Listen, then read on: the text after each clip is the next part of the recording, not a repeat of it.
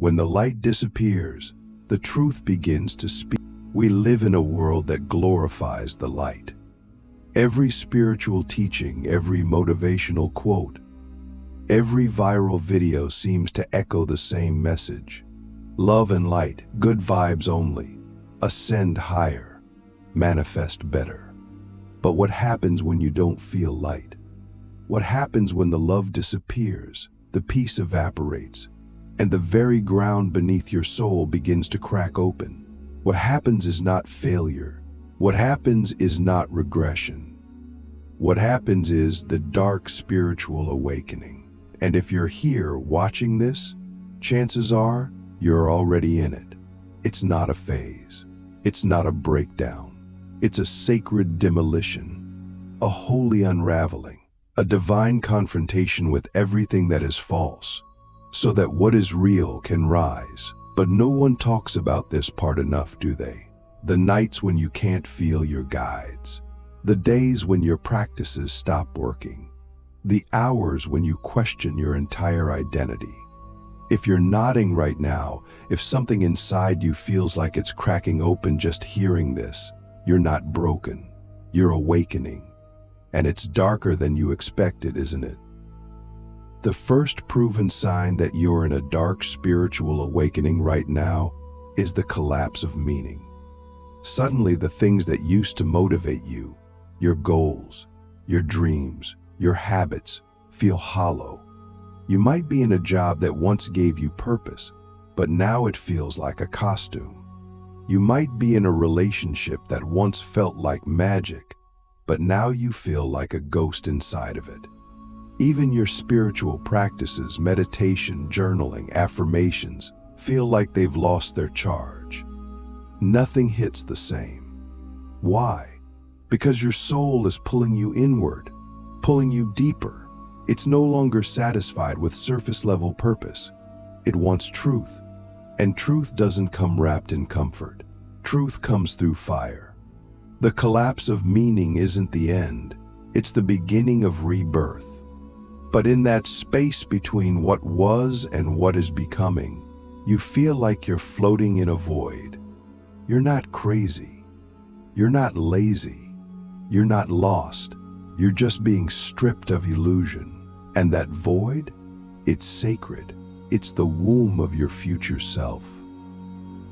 The second sign is emotional chaos that doesn't make sense. One moment you're numb, the next you're sobbing on the floor. You feel rage and grief and shame and fear in one single breath. And what's wild is, nothing specific triggered it, or maybe something small did.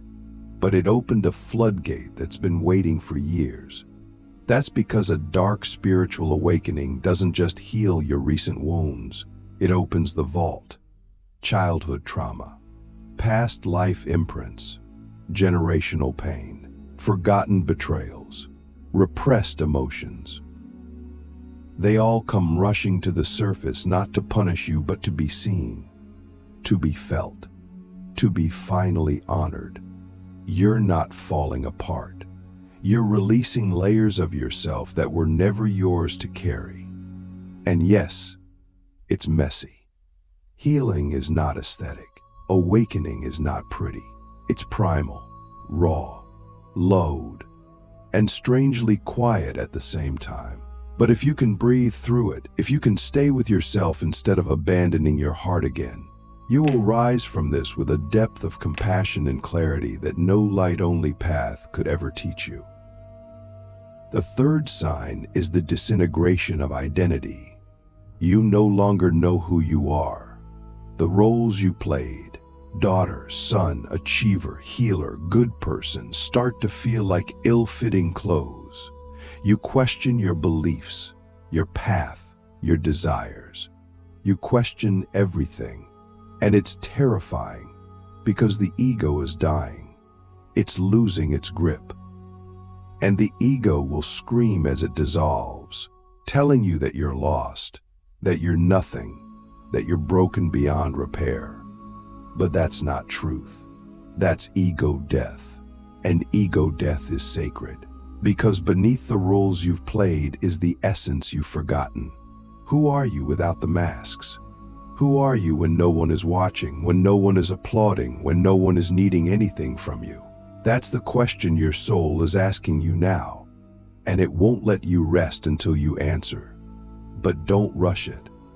Let the old self fall away like autumn leaves. Let the false identities crumble like ancient ruins. You were never meant to stay the same. You were meant to remember who you were before the world told you who to be. And then it happens, the fourth sign, the silence, the spiritual silence that feels like exile. Your guides go quiet, the synchronicities stop, the signs vanish. You used to see repeating numbers, feel divine nudges, hear intuitive whispers. Now, nothing. And that silence is deafening. You wonder if you've done something wrong. You wonder if the universe has abandoned you, but it hasn't. You're just being asked to step into your own power. The silence is not rejection, it's initiation. It's the sacred pause between inhale and exhale, between death and rebirth. This is when the universe watches to see if you still trust, even when there's no proof, if you still walk, even when the path is dark, if you still love, even when the light disappears. Because this is where faith is forged, not in the miracles, but in the mystery. Not in the guidance, but in the gap. And in that gap, something ancient awakens in you. A knowing, a strength, a voice that sounds like your own, but deeper. You realize that the silence was never empty. It was filled with the sound of your own becoming. So now I ask you, what are you clinging to that your soul is trying to burn away? What are you mourning that was never meant to last? What if this darkness is not the end, but the tunnel that leads you back to the truth? You see, the dark night isn't punishment. It's purification. It's the soul's way of pressing pause on the illusions so you can finally see.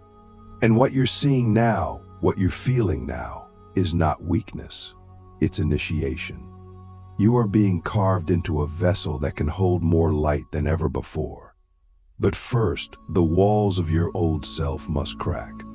And if you're in that cracking space right now, if you're feeling the collapse, the chaos, the silence, don't run. Stay, breathe. This is where the real awakening begins. How to survive the inner collapse and transmute darkness into power. There comes a point in the dark night where the pain doesn't just feel emotional, it feels existential. It's no longer about a breakup, a job loss, or a health scare. It's about something deeper, more elusive. It's the ache of being disconnected from everything you once believed in. That's the fifth sign. Radical detachment from the external world. You begin to see through the illusions of the matrix, media, status, money, validation. Things you used to chase now feel meaningless. The shiny distractions lose their luster. The promises of happiness through achievement no longer seduce you. This is terrifying at first, because the ego thrives on attachment. It wants identity through things, people, and goals. But your soul doesn't want attachment, it wants liberation. And liberation doesn't come through accumulation, it comes through surrender. So when everything begins to fall away, when you lose motivation to keep up, understand this. Your soul is calling you back to stillness, to a deeper rhythm. You're not lazy. You're not failing. You're detoxing from illusion. You're unplugging from the lie that your worth lives outside of you. Then comes the sixth sign, and it's one of the hardest: spiritual loneliness. It's the feeling that no one understands you anymore. Your old friends can't relate. Your family thinks you're overreacting. Even the spiritual groups you once found comfort in now feel like they're speaking a language that's too light, too surface. You crave depth. You crave truth. And you're tired of pretending, so you withdraw. Not because you want to, but because your soul is reconfiguring. You're being emptied so you can be refilled. You start to look at people not for how they make you feel in the moment, but for whether they reflect your truth. And many won't. That's the heartbreak of awakening. You'll lose people, but you'll find yourself.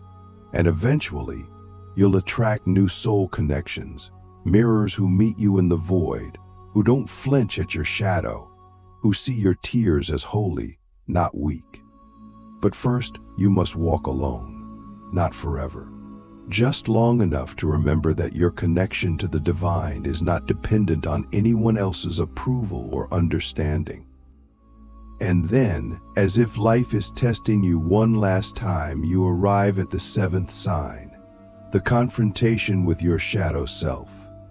This is the part of the dark awakening most people avoid. But you won't. You're ready. The shadow isn't evil. It's the part of you that's been exiled, the anger you suppressed, the desire you denied, the fear you numbed, the shame you buried, the parts of you that were too wild, too honest, too real for the world, so you locked them away. But during a dark spiritual awakening, the locks break, the shadow surfaces, not to destroy you, but to integrate, to be loved. Because your shadow is not your enemy. It's your power source. It's your fire, but only if you stop running from it. So when the rage erupts, let it speak. When the grief pours out, let it cleanse. When the shame whispers, "You're not good enough," look it in the eye and say, "I see you." Because when you reclaim your shadow, you reclaim your wholeness. And wholeness is where your power truly lives. At this stage, you might wonder, will I ever feel normal again? But the real question is, do you even want to? Because what you're becoming isn't normal. It's true. It's real. It's raw. You're not here to fit in. You're here to transcend, to alchemize pain into purpose, to transform wounds into wisdom. And this dark awakening, as brutal as it feels, is the fire that burns away your false self so your truth can rise. Yes, the collapse is real. Yes, the silence is painful. Yes, the shadow is terrifying. But what's waiting on the other side of all this is you, the you who remembers, the you who doesn't perform, the you who walks with the divine, not just in temples or retreats, but in the mess of real life. And that version of you, that version can't be broken anymore, because they've already died and returned. And they know now with unshakable clarity that the dark does not destroy the light, it reveals it. The hidden gift, how the dark night unlocks unshakable power, intuition, and purpose. If you've made it this far through the darkness, I want you to pause and realize something most people never even get the chance to feel. You've survived your own ego death. You've sat in the silence.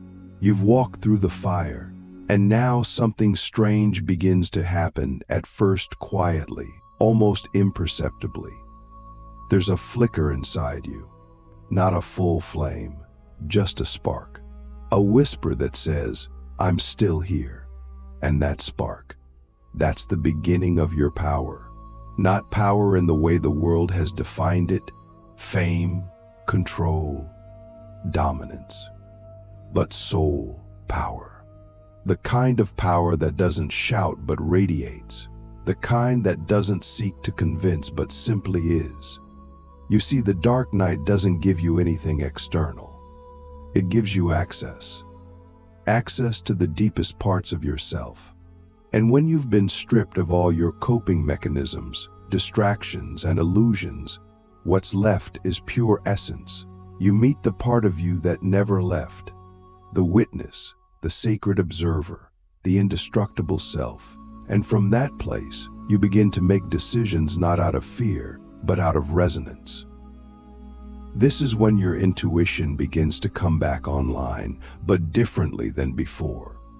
It's no longer just gut feelings or signs from the universe. It's a full-body knowing, a quiet, unshakable certainty that doesn't need validation. You don't ask for permission anymore, because you are the permission. You feel the truth in your bones. You sense when someone is lying, even if their words are sweet. You know when a space is off, even if it looks perfect. But here's the key. You no longer need to react to everything. When you've walked through the dark night, your nervous system evolves. You don't chase. You don't run. You just see. And in seeing, you hold power. The world can swirl around you, but you've already met the storm inside and survived. So you're not shaken by external chaos. You become the calm in the storm. Can you feel that? That subtle shift from survival to sovereignty? That's the gift. That's the reward. And no one can give it to you. It had to be earned in the shadows. Another profound gift that emerges from the dark night is purpose, but not in the way we're taught to define it. Purpose isn't always a job title or a mission statement. It's more like an agreement between your soul and this lifetime. And when you've been emptied by the dark night, you become a clear vessel. You begin to feel what truly matters, not as a concept, but as a calling. You might feel drawn to help others, not from a place of ego or saviorism, but from deep compassion because you've been there. You understand pain not as theory, but as lived truth. You'll notice your creativity returning, but this time it's not performative. It's sacred. It flows from your core, not from your need to prove anything. You'll find yourself speaking more honestly, showing up more fully, and loving more deeply, not because you're trying, but because there's nothing left to hide. That's purpose. It's not something you chase. It's something that emerges when everything false has been burned away. And the most beautiful part, it's unique to you. No one else can live your truth the way you can. So I ask you, with everything you've been through, what are you now ready to create from this place of truth? What would your life look like if you stopped trying to be someone and just started being? What would happen if you allowed yourself to live guided by intuition, not fear? What if you trusted that you're not behind, not broken, not cursed, but exactly where your soul needs to be right now? Because here's the deeper truth. The dark night was never meant to destroy you. It was meant to initiate you into a new level of consciousness. A level where your power is quiet but volcanic. Your heart is soft but unbreakable. Your vision is cosmic but grounded. You are no longer the seeker. You are the seer. And if you're still walking, still breathing, still listening, then the darkness did not win. You are the proof that healing is real, awakening is messy, and transformation is inevitable. And now, your light won't just shine, it will transmit, because it was born from the deepest dark. The return, how to rebuild your life after awakening with authenticity, wisdom, and sacred power. So what happens after the darkness? What happens when the storm passes, the silence lifts, and the rubble of your former self lies scattered at your feet? You begin again, but not the way you did before. This time, you don't build from fear. You don't build from needing to prove, perform, or please. You build with sacred intention. You build with presence. This right here is the return. The moment when your soul begins to re-enter the world, not as a seeker, but as an embodiment of truth. And truth doesn't rush. Truth doesn't broadcast. It simply is. At this point in your journey, something extraordinary begins to happen. You're no longer interested in living a life that looks good. You want a life that feels real. You want conversations that stir your soul, work that doesn't drain your essence, and relationships that mirror your growth, not your wounds.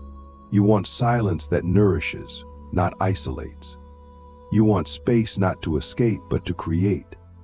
And so, you begin to rebuild, but now you're choosing every single brick with discernment, with devotion, and with depth. One of the first things you realize upon returning from the dark night is how much noise you used to tolerate.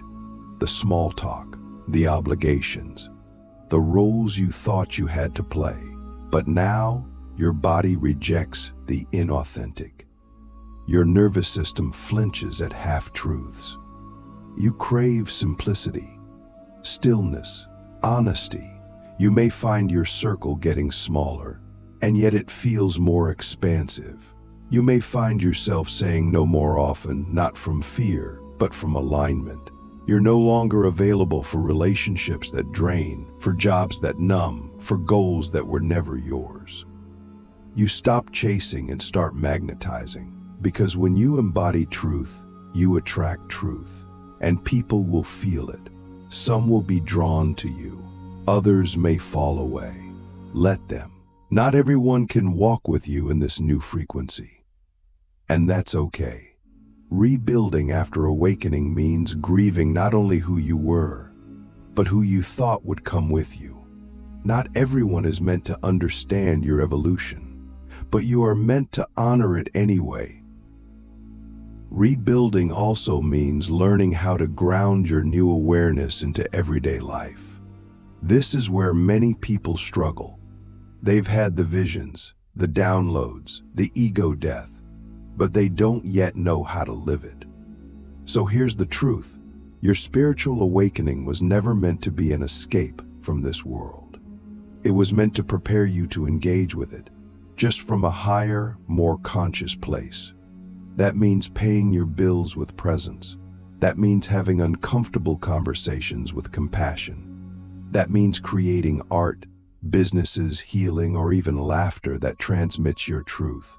Your awakening is not separate from your life. It is your life. The way you eat, the way you show up for your loved ones, the way you move through challenges, all of it becomes a reflection of your integration. You no longer seek the sacred only in temples or retreats. You become the sacred wherever you are. And that right there is the real miracle. You're not just healed, you're embodied. And embodiment is the bridge between spirit and matter, between who you were and who you came here to be. Another beautiful revelation that unfolds after a dark spiritual awakening is that you begin to trust your timing deeply. You stop comparing your path to others. You no longer panic when things don't happen fast. You understand that what's meant for you is making its way, not on your ego's clock, but on your soul's calendar. You begin to value the pause as much as the action. You understand that stillness is not stagnation, it's preparation. You're no longer motivated by urgency, but by inspiration. You don't need a 5-year plan to feel safe. You trust that the next step will appear when you're ready to take it. And that trust, that's the foundation of peace. Not the peace that comes from everything going right, but the peace that comes from knowing you'll be okay even if it doesn't. That's the gift of walking through the fire and surviving. Your nervous system recalibrates, your heart opens, and your faith evolves, not into blind belief, but into embodied wisdom. You stop believing in miracles and start living as one. So now I ask you, what life are you ready to build now that you've remembered who you are? What truth are you ready to speak now that your voice is no longer chained by fear? What love are you ready to embody now that you've walked through the valley of your own shadow and returned with the treasure of self-compassion? Because this is your moment, not to go back to who you were, but to rise into who you were always meant to be. The dark night didn't break you. It freed you.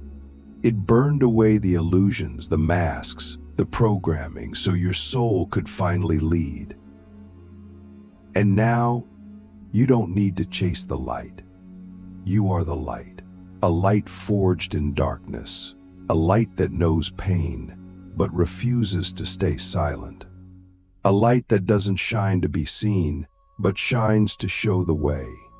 So walk forward now, not as someone who barely survived their awakening, but as someone who embodies it. And let your life be the living proof that darkness is not the end. It's the portal, the womb, the sacred initiation into the most powerful truth of all, that everything you were looking for was always inside you.